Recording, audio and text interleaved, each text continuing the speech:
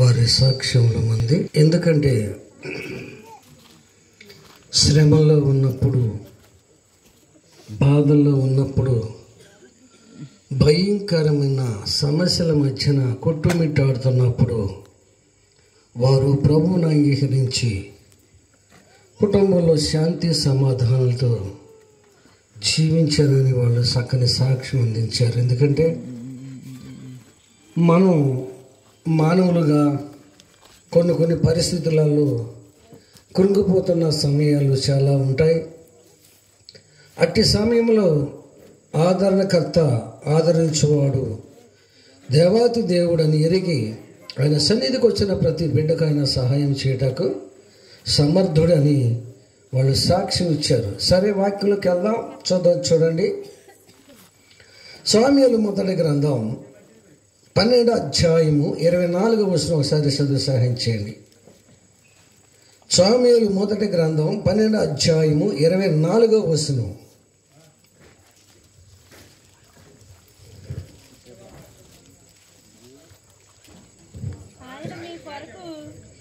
జాగ్రత్తగా ఆలోచించండమ్మా. ఆయన మీ కొరకు ఎన్ని గొప్ప కార్యములను చేసిన అది మీరు తలంచుకుని యెహోవాయందు భయము భక్తి గలవారై నిష్కపటులై పూర్ణ హృదయముతో ఆయనను సేవించడం ఆవశ్యకము. ప్రార్థన చేసుకుందాం. పరిశుద్ధుడా, వందనాలు తండ్రి, మీకు స్తుతులేలుస్తూ ఉన్నాను.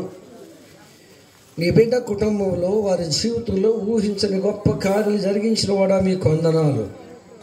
ఏమిచ్చినా నేను తెచ్చలేం ప్రభువా. మీ నామ మహిమార్థమైన తండ్రి, మీ నామ మహిమ కలిగినట్లుగా నా తండ్రి, రాత్రి వేళ కూడుకుని ఏర్పాటు చేస్తారు. మీకు వందనాలు. కూడు ద్వారా మీ మహిమ వచ్చేట్టుగా సహాయం చేయమని, వచ్చిన ప్రతి బిడ్డని మీరు జ్ఞాపకం చేసుకునండి. వినగలిగిన చెవి, గ్రహించే మనస్సు నాకు మాకు అందరూ దయచేయమని, మనందరితో మీరు మాట్లాడి మహిమ పొందుతారని నజరేయుడైన యేసు నామమున అడిగి వేడుకుంటున్నాను తండ్రి, ఆమేన్. మంచిదమ్మా. మరి ఇక్కడ బైబిల్ గ్రంథం ఏమని రాయబడి ఉందంటే, ఆయన మీ కొరకు ఎన్ని గొప్ప కార్యములు చేశానో వాటిలన్నిటిని మీరు తలంచుకొని, ఏమంటున్నాడు, 1, 2, 3 అని లెక్కేయడానికి సంఖ్యకు సాలన్నీ గొప్ప కార్యాలు దేవుడు మన పక్షాన చేస్తూ ఉన్నాడు.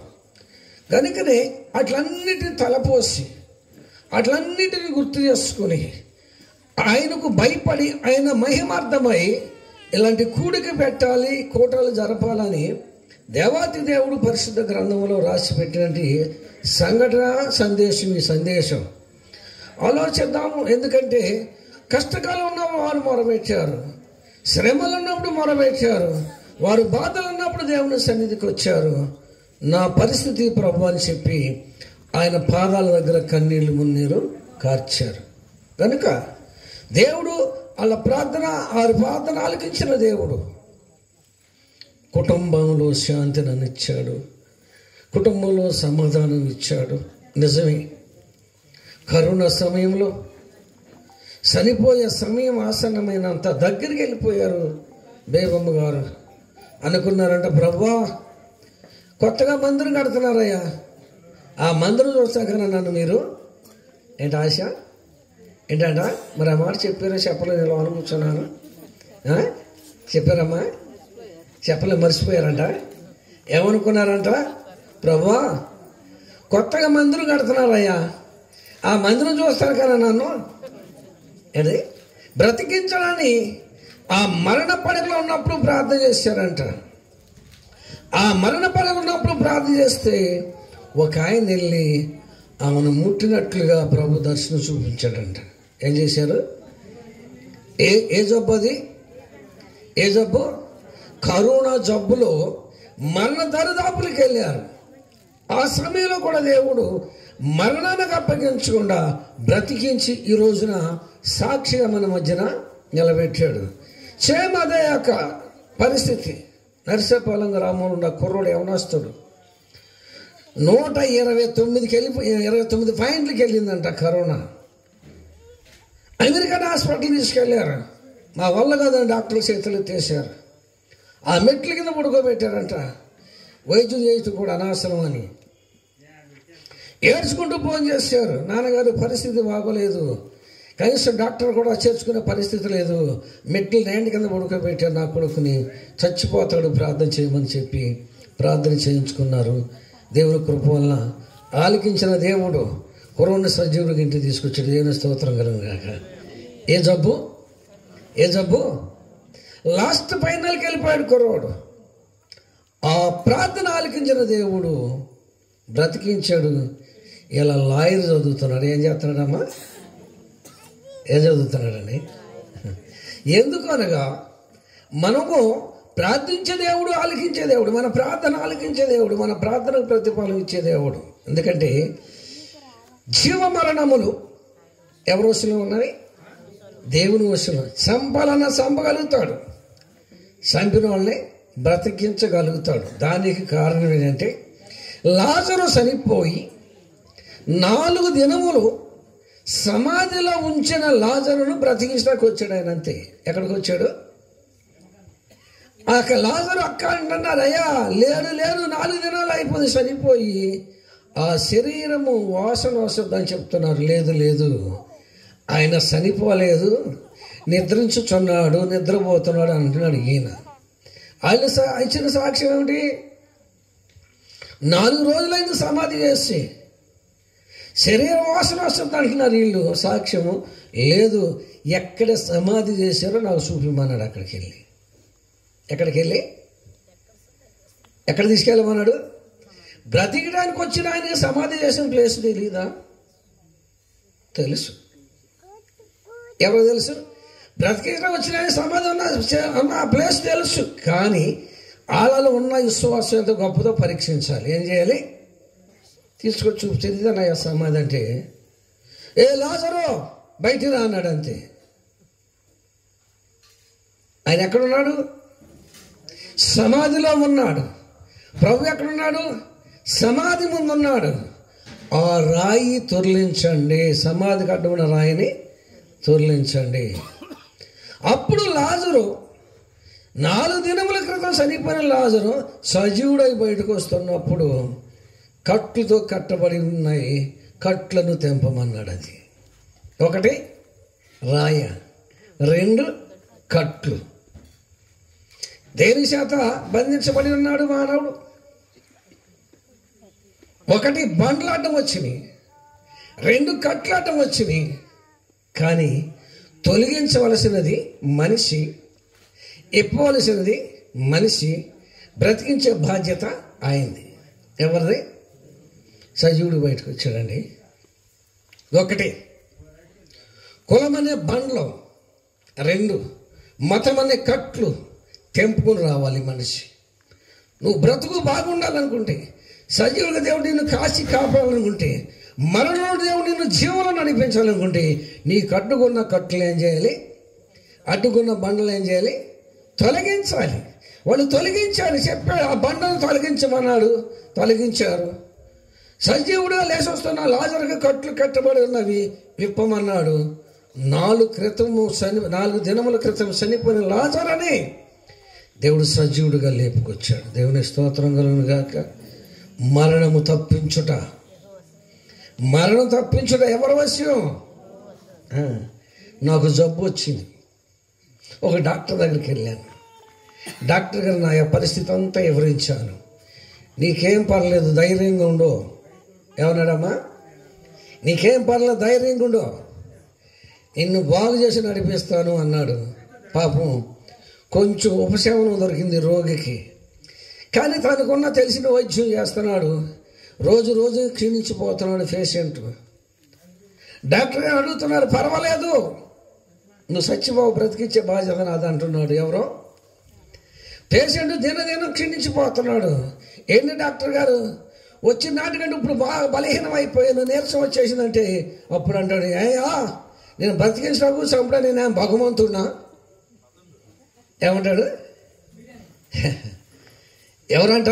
నేనేమన్నా చంపాలన్నా బ్రతికించాలన్నా ఎవరు చేయాలట ఆ కార్యం? చెప్పలేదమ్మా. భగవంతుడు చేయాలి, మన దేవుడు అంటే వాళ్ళు భగవంతుడు అంటారు. అది మనకి తేడా. ఎవరమ్మా? భగవంతుడు జ్ఞాపకం చేసుకోవాలి. నిజమే, ఈనాడు మనం సజీవులుగా ఉన్నామంటే ఆ దేవుని యొక్క మహాకృప నేను అనుకుంటున్నాను. యమాయమీలు ధనవంతులు, బలవంతులు, పేరు ప్రత్యక్షంగా కలిగిన వాళ్ళు, కడకు కూడుక లేని నిరుపేదలు కూడా ఏం చేసింది? కరోనా ఏం చేసిందమ్మా? మృగి వేసేసింది, కాల గర్భముల వారిని కలిపేసింది. కొంతమంది శవాలు, కనీసం బంధువులు కన్నవారు బిడ్డలు కూడా చూసుకునే పరిస్థితి లేని యొక్క దిక్కుమాల పరిస్థితికి దిగజారిపోయారు. ఆ భయంకరమైన పరిస్థితిలో కూడా దేవుడు మనల్ని మరణమునకు అప్పగించకుండా, కరోనా వ్యాధి మనకు తాకకుండా దేవుడు ఎంత మనల్ని కాస్తూ ఉన్నాడు. మరి ఈరోజు నీ కూడికి ఊకునే పెట్టలే, ఈరోజు కోట ఊకునే పెట్టలే. అట్టి కార్యాలు చేసిన దేవునికి ఏం చేయాలని, అట్టి కార్యాలు చేసిన దేవునికి ఏం చేయాలని నేను ఒక సాక్షిగా నిలబడాలి. దేవుడు నా జీవితంలో జరిగించిన కార్యం నేను వివరించాలి, నలుగురికి నా యొక్క సాక్ష్యాన్ని పంచాలి, నా దేవునికి మహిమించినట్లుగా నేను చెప్పాలనే ఉద్దేశంతో కూడికను ఏర్పాటు చేశాడు. నిజం, ఇక్కడ కూర్చొని మన జీవితంలో కూడా దేవుడు ఊహించిన రీతిలో కార్యాలు చేస్తూనే ఉన్నాడు. ఎందుకంటే కార్యాలు జరుగుతున్నాయి కనుకనే చర్చికి రాగలుగుతున్నారు. ఎక్కడికి వస్తున్నారమ్మా? వాళ్ళకున్న శ్రమలు బట్టి, వాళ్ళకున్న బాధలు బట్టి, వాళ్ళు పడుతున్న ఇబ్బందులు బట్టి, నేను మందిరానికి వెళ్తే బాగుపడతాను, మందిరానికి వెళ్తే దేవుడు నన్ను స్వస్థపరుస్తాడు. ఏంటి ఆశ? ఏంటమ్మా ఆశ? అనేకులు మందిరానికి వస్తాను. కారణం ఏంటంటే వాళ్ళు అనుకున్న కార్యాలు జరుగుతున్నవి, వాళ్ళు పడుతున్న శ్రమను దేవుడు చేస్తున్నాడు, వాళ్ళు కలుగుతున్న వ్యాధి బాధ నుండి దేవుడు వారిని ఏం చేస్తున్నాడు? స్వస్థపరుస్తూ ఉన్నాడు. ఏం చేస్తున్నాడమ్మా? స్వస్థపరుస్తూ ఉన్నాడు. కనుకని జనులు వస్తూ ఉన్నారు. ఎక్కడికి? యెహోవా మందిరంలోనికి. ఎవరు వస్తున్నారు? దేవుని మందిరంలోనికి ఎవరు వస్తున్నారు అంటే అన్ని జరిగిన వారు కూడా వస్తూ ఉన్నారు మందిర ప్రాంగణంలోకి, ఆలయంలోనికి. మీరు ఆదివారం చూడండి, అసలు ఎంతమంది ఆ ప్రార్థన అయిపోయిన తర్వాత మందిరం నుండి బయటకు వస్తారు. వచ్చే ప్రతి వ్యక్తి నిలబడి అడగండి, అసలు మీరు ఎందుకు వస్తున్నారంటే వాళ్ళు ఇస్తారు సాక్ష్యం. ఇది నా బాధ, ఇది నా బలహీనత, ఇది నా రోగం, ఇది నా శోధన, ఇది నా ఇబ్బంది. ఈ మందిరానికి వచ్చిన తర్వాత మేము క్షేమంగా సుఖంగా ఉండడమని ప్రతి వ్యక్తి ఇచ్చే సాక్ష్యం అదే. డాక్టర్ చుట్టూ తిరిగి డాక్టర్లు చేతులు ఎత్తేసిన కేసులు కూడా దేవుడు ఏం చేశాడు? బాగు చేశాడండి. కేసు ఖాళీని పంపించిన కేసులు కూడా దేవుడు ఏం చేశాడు? బాగు చేశాడు. అందుకే దినదినానికి సంఘము అభివృద్ధి చెందడం కలిగిన కారణం, దినదినానికి సంఘం అభివృద్ధి పొందడం కలిగిన కారణం అదే. దాని అంతటికి కారణం అంటే ప్రార్థన. ఏం కావాలమ్మా? ప్రార్థన. ఒక రోగి, ఒక బలహీనరాలు, ఒక శ్రమలో ఉన్నవారు ఎలా ప్రార్థన చేస్తే బయటకు వస్తారన్న గైడ్ చేస్తాము. వాళ్ళ కోసం అవసరం ఏం చేస్తాం? చెప్పరేంటమ్మా? ప్రార్థన చేస్తాం. ఎవరి కోసం చెప్పరేంటమ్మా? మరి ఏది ఆ పిల్లడు మొన్న చెప్పాను, ఆ పిల్లడు ఇవాళ వచ్చాడా ఏమా? అదే శ్రీలత పిల్లడు తీసుకొచ్చారమ్మా? అది రాలే, ఇది 3వ వారం అనుకుంటా మానేసి. ఎక్కడికి వెళ్ళారు? చంద్రమూడు హాస్పిటల్కి వెళ్ళారు. కిడ్నీ ప్రాబ్లం, మా వల్ల కాదు.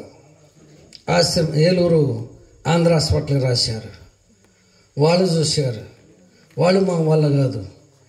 విజయవాడ ఆంధ్ర హాస్పిటల్కి రాశారు వాళ్ళు. అక్కడ తీసుకెళ్ళిన తర్వాత ఆ కిడ్నీకి సంబంధించిన డాక్టర్ లేడంట. ఏదో యాత్ర వెళ్ళారంట, వారం 10 రోజులు అవుద్ది, అప్పుడు దాకా ఉంచుతారా అని అడిగారంట. అప్పుడు గుర్తుకొచ్చాను నేను. ఎప్పుడమ్మా? చెప్పరేటమ్మా? ఆ డాక్టర్ లేకపోతే నేను గుర్తొచ్చాను.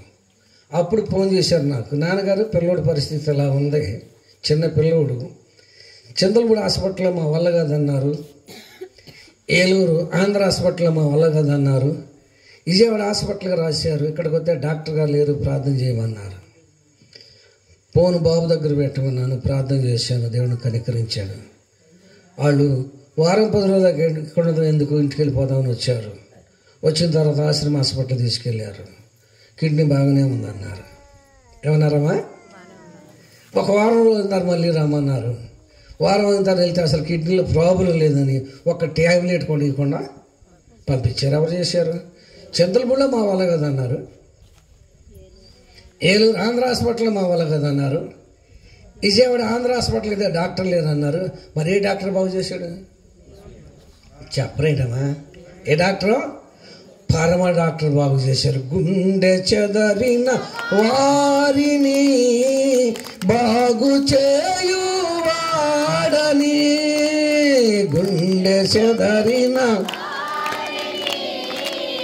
బాగు చేయువాడని,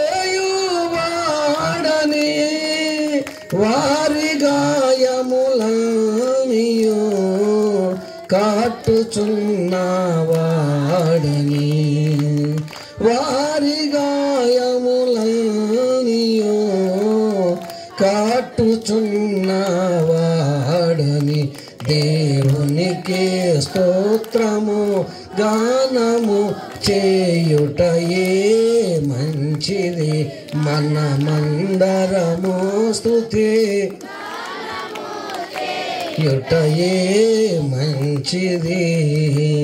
వాక్యమును యాకోబుకు తెలియజేసిన వాడని, వాక్యమును యాకోబుకు తెలియజేసిన వాడని, ఏ జనముకి లాగును చేసి ఉండాలేదని, ఏ జనముకి లాగును చేసి ఉండాలేదని, దేవునికి స్తోత్రము గానము చేయుటయే మంచిది, మనమందరము స్తుతి గానము చేయుటయే మంచిది. భయంకరమైన వ్యాధుల్లో ఉన్నవారిని, బాధల్లో ఉన్నవారిని, శ్రమల్లో ఉన్నవారిని ప్రార్థన చేసినప్పుడు దేవుడు అట్టి పరిస్థితుల్లో ఉన్న వారిని దేవుడు ఏం చేస్తున్నాడు? విడిపిస్తున్నాడండి. చింగర కొమ్మల అబ్బాయికి నొప్పి నొప్పి నొప్పి అని లిఖిత హాస్పిటల్ తీసుకెళ్ళారంట. ఇది ఏలూరు. వాళ్ళు అన్నారంట ఇక్కడ లేదు కానీ దీనికి సంబంధించిన డాక్టర్ ఏ హాస్పిటల్ అమ్మా? నిమ్స్కి తీసుకెళ్ళమన్నారండి. ఎక్కడ తీసుకెళ్ళమన్నారు? ఎక్కడ తీసుకెళ్ళమన్నారు? నిమ్స్కి తీసుకెళ్ళమన్నారు. కరోనా నిమ్స్కి తీసుకెళ్ళాలని మందిరాన్ని తీసుకొచ్చారు. ఎక్కడ తీసుకొచ్చారు? చెప్పరేంటమ్మా? మందిరాన్ని తీసుకొచ్చి ప్రార్థన చేస్తుంటే పట్టుబాగలో 9 గంటల టైంలో ఒక ఆయన వచ్చి నీకు నొప్పి తగ్గింది లేచిపోమన్నాడు. అంతే. ఏమన్నాడు? వచ్చి అలా చేతుల మీద తీసుకొచ్చారు. ఆ పిల్లోని మందిరానికి చేతుల మీద తీసుకొచ్చారు. దేవుడు బాగు చేశాడు. ఇవాళ డ్యూటీకి వెళ్ళిపోయాడు. ఇలా నిన్నమ్మ డ్యూటీకి వెళ్ళింది. నిన్న నువ్వు డ్యూటీకి వెళ్తాను. నిమ్స్ హాస్పిటల్ గుమ్మం దొక్కర్లేదు. దేవుడు ఏం చేశాడమ్మా? చెప్పరేంటమ్మా? ఎక్కడ పంపించారు? ఎక్కడ పంపించారు? ఎక్కడికి వెళ్ళమన్నా డాక్టరు? దీనికి సంబంధించి లేదు కానీ హైదరాబాద్ వెళ్ళమన్నా. హైదరాబాద్ వెళ్ళకుండా పిల్లలు ఏం చేశాడు దేవుడు? డాక్టర్లకు పరమ డాక్టర్. అందుకే నేను చెప్తున్నాను, దేవుడు నీ జీవితంలో జరిగించిన అద్భుతాలు, ఆశ్చర్యకార్యాలన్నిటినీ తలంచుకొని మీరు దేవునికి భయపడచ్చు, నిష్కాపుడులై ఆయనను సేవించుట. ఆ కుర్రోడు అన్నారు, నాన్నగారు మా ఇంటికాడ ప్రార్థన పెట్టేయాలన్నాడు. అంతే. ఎక్కడికి వెళ్ళకుండా చేశాడని దేవుడు. మరి సైతాన్ని ఇంకా పెట్టలే. నిజమండి, దేవుడి అసలు ఎలాంటి గొప్ప కార్యాన్ని చేతుల మీద తీసుకొచ్చారండి ఆ పిల్లోడిని. నేను అన్నాను, అమ్మా మాకు ఇబ్బంది లేదు, మరి మంచం మీద కింద నాపరాల మీద పడుకోవాలి, బెంచ్ మీద కూడా పడుకోడు, ఎందుకు తీసుకొచ్చి ఇబ్బంది పెడతావునా? లేదు లేదు, మాకు దర్శనం వచ్చింది. ఏమొచ్చింది? దర్శనం వచ్చింది. సరే నీ ఇష్టం తీసుకురామన్నాను. అంతే. 2వ రోజు 3వ రోజున దేవుడు తాకాడు. అంతే. 2వ రోజునే ప్రభు దర్శించి తాకాడు. నిమ్స్ హాస్పిటల్ గుమ్మం ఎక్కకుండా, గుమ్మం తొక్కకుండా దేవుడు ఏం చేశాడు? అసలు ఊహించని కార్యం అండి అది. ఏమన్నారు? ఊహించని కార్యం. అలాంటి గొప్ప దేవుడు కలిగిన మనం ఎంతో ధన్యులం. అలాంటి గొప్ప గొప్ప కార్యాలు చేస్తాడు. అదే అన్నాడు, ఆయన నీ కొరకు ఎన్నెన్ని గొప్ప కార్యాలు చేశాడు. వాటిలన్నిటిని తలంచి, ఏమన్నాడు? వాటిలన్నిటిని తలంచి దేవుని అందరూ భయభక్తులు కలిగిన వారి నిష్కపటులై పూర్ణ హృదయముతో ఆయనను సేవించుట ఆవశ్యకం. ఒక సంఘటన చెప్తా, వినండి. ఆ సంఘటన చెప్పి ముగించేస్తాను. మనకు తెలుసు, పెద్ద లక్షణం ఒక అమ్మాయి ఉంది. ఆమెకి టీవీ జబ్బు. ఆ టీవీ జబ్బుతో పాత చర్చి దగ్గర జరిగిన సంఘటన ఇది. ఆ అమ్మాయిని తీసుకొచ్చారు. ఒక వారంలో తల్లిదండ్రులు భోజనం పెట్టారు. వాళ్ళు అన్నారు, నాన్నగారు భోజనం పెట్టే స్తోమత మా దగ్గర లేదన్నారు. ఏ జబ్బు? టీవీ జబ్బుతో ఉన్న అమ్మాయిని.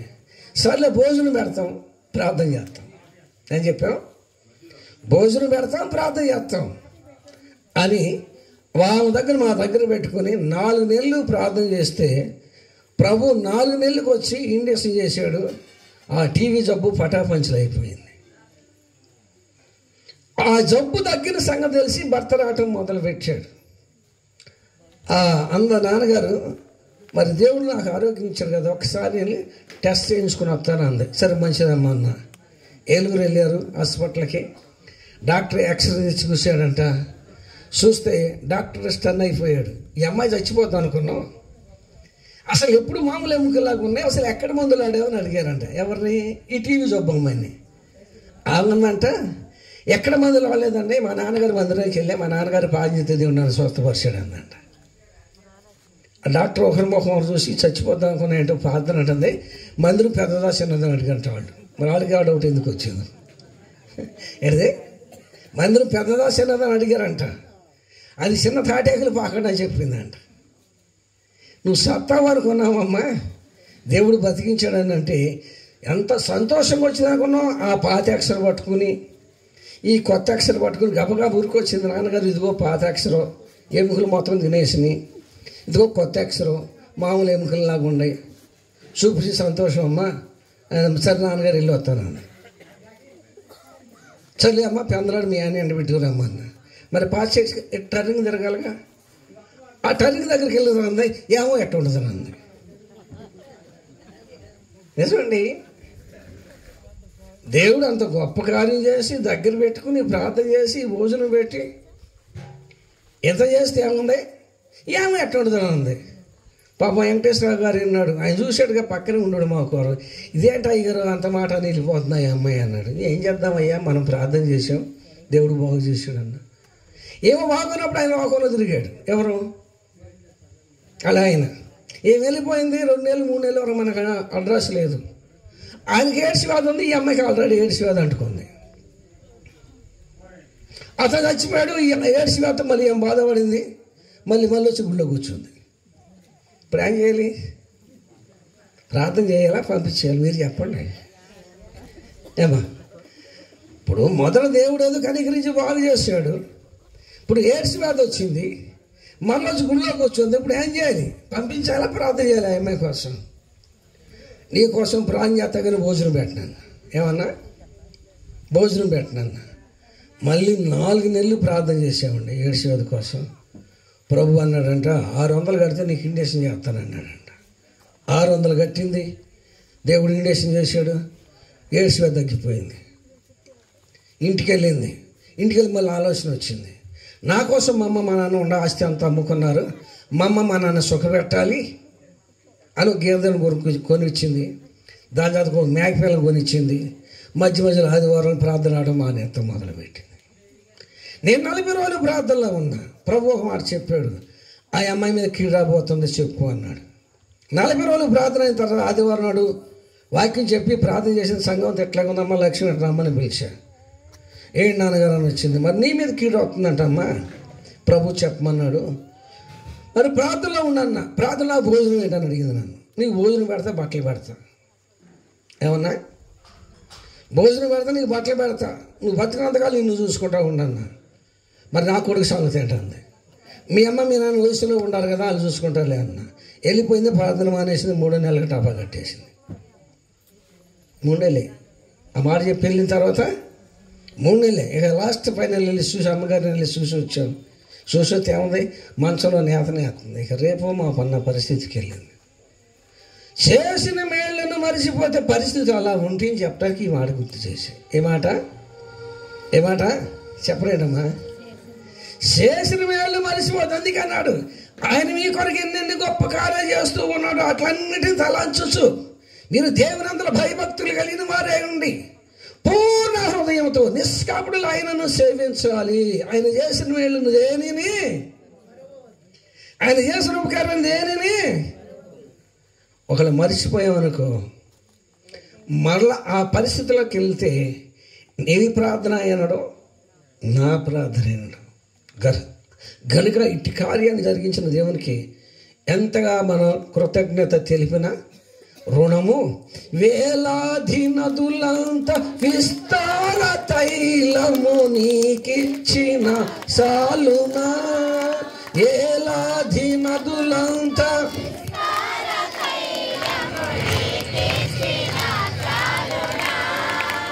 గర్భఫలమైన నాదిష్ట పుత్రుని నీకిచ్చిన సాలునా.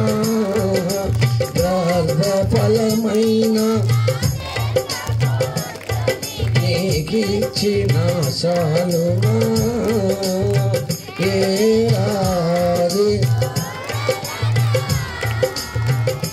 వేలాది పొట్టేలనా,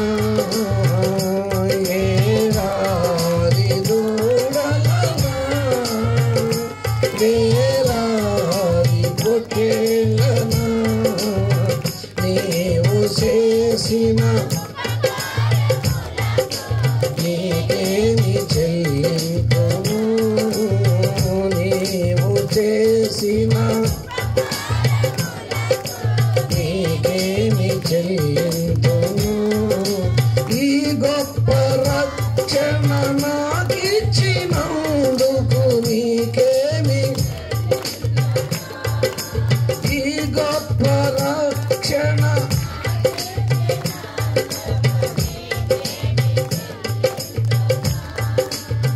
కపట నటనాలు లేనాటి హృదయాన్ని నీకిచ్చిన సాలునా. కపట నటనాలు లేనాటి హృదయాన్ని నీకిచ్చిన సాలునా. వేలాది దూడలనా, వేలాది పొట్టేలనా, వేలాది దూడలనా, వేలాది పొట్టేలనా నీవు చేసిన నీకేమి చెల్లింపును. ఆయన చేసిన ఉపకారములలో దేనిని ఇచ్చి ఆయన రుణం తీర్చలేము. మరి మనోళ్ళకి తెలుసు. వాళ్ళ ఇంటి పేరేంటి అమ్మ? కుమారుల ఇంటి పేరు అదేం బట్టి పిల్ల. వాళ్ళ నాన్న పేరు సాయిల ధర్మలింగం. అమ్మాయి ఇప్పుడు మందిరంలో ఉంది. పాపం మెంట్లని 3 లక్షల రూపాయలు ఖర్చు పెట్టారంట. పొలం కూడా మేసుకొని 4 లక్షలు. హాస్పిటల్ అయిపోయి భూత వైద్యులు అయిపోయారు. ఎక్కడికి వెళ్ళినా అవి బయట వాళ్ళ. ఇక చనిపోతా ఉన్న టైంలో పాపం మా అమ్మాయి పరుగున వచ్చింది, మందిరంలో పడిపోయింది. నేను చచ్చిపోతున్నానయ్యా, నా గొంతుకులోకి వచ్చేసి ఊపిరి అనుకుంటా. ఆయాసంతో వచ్చి నా కాళ్ళ దగ్గర పడిపోయింది. అమ్మగారు అంటే కథ ఆగటంలో గీగటం నూనెసి ప్రార్థన చేసా, అలా ఆగిపోయింది. ప్రార్థన ఉంచితే 38 దెయ్యాలు ఆమెలో బయటకు వచ్చినాయి. ఎన్ని దెయ్యాలమ్మా? 30. నిన్న అలా బంధువులు వచ్చి అంటున్నారు, అయ్యా మునుపు వచ్చినప్పుడు ఆయాసంతో ఉంది, మాట్లాడలేకపోతుంది. ఇలా దేవుడు చక్కని ఆరోగ్యం ఇచ్చాడయ్యా. దేవుడు చక్కని ఆరోగ్యం ఇచ్చాడయా. వాళ్ళ చిన్నమ్మంట ఎర్రగుంట పెళ్ళి ఉండవు ఆమంటుంది. ఎందుకండి ఎన్ని దెయ్యాలు? అయ్యగారు నేను ఎంతోమందిని మోసం చేశా, నటన చేశా, ఇక్కడికి వచ్చి యేసుప్రభు గారు నన్ను ఒప్పుకోవట్లే, నిజమే చెప్పమన్నాడు. ఏంటడా ఇక్కడ అబద్ధం ఆడకూడదు అయ్యగారు, ఇక్కడ యేసుప్రభు దగ్గర అబద్ధం ఆడకూడదు, అన్నీ నిజాలే చెప్తున్నా అని ఒక్కొక్కటి వచ్చి ఒక్కొక్క పేరు చెప్తుంటే ఇన్ని దెయ్యాలు ఉంటే మరి మెంటల్ రాక ఏమవుద్ది మనసుకి? ఎన్ని దెయ్యాలమ్మా? అనుమానం ఉంటే రండి, ఇప్పుడు మందిరంలో ఉంది ఆ పిల్ల. మందిరంలోకి వచ్చిన తర్వాత ఆ దెయ్యాలన్నీ ఒక్కొక్కటి పేరు చెప్పి మామూలు మనిషిలాగా ఉన్నాయి. మామూలు మనిషిలాగా ఉంది అప్పుడు ఆ పిల్ల. ఎందుకంటే అలాంటి ఆశ్చర్య కార్యాలు చెప్పండి చేయగలిగిన దేవుడు. నమ్ముట మీ వల్ల నమ్మిన వారికి సమస్తమును సాధ్యమే. దేవుడి కొద్ది మాటలు దీవించును గాక. లేచి నిలబడదాం, ప్రార్థన చేసుకుందాం. లేచి నిలబడి ప్రార్థన చేసుకుందాం. ప్రార్థన అందరం లేచి నిలబడదాం. పరిశుద్ధుడా నీకు వందనాలయ్యా. ఏమి ఇచ్చినా నీ రోజు తెచ్చలేము ప్రభువా. బేబమ్మ గారిని ప్రేమించి ఆరోగ్యం ఇచ్చి అవసరం ఇచ్చి నెమ్మదినిచ్చి భర్త గారిని మీరు మార్చి మీకు వందనాలు చెల్లిస్తున్నాను. కూతురు మీరు జ్ఞాపకం చేస్తున్న మంచి అల్లుని ఇచ్చారు, మీకు వందనాలు. మనవాళ్ళు మీకు వందనాలు చెల్లిస్తూ ఉన్నాను ప్రభువా. వారి జీవితంలో ఊహించిన ఎన్నెన్నో గొప్ప కార్యాలు చేసిన వాడు మీకు వందనాలయ్యా. కృతజ్ఞత కలిగి కూడికని ఏర్పాటు చేసుకున్నారు, మీకు వందనాలు చెల్లిస్తూ ఉన్నాను ప్రభువా. కొడుకు ద్వారా నేను వందనాలు చెల్లిస్తూ ఉన్నాను. దాచినావు గతకాలం, నీ దయలో నేనున్నా ఎంతకాలం, నీ కృపలో దాచినావు గతకాలం, నీ దయలే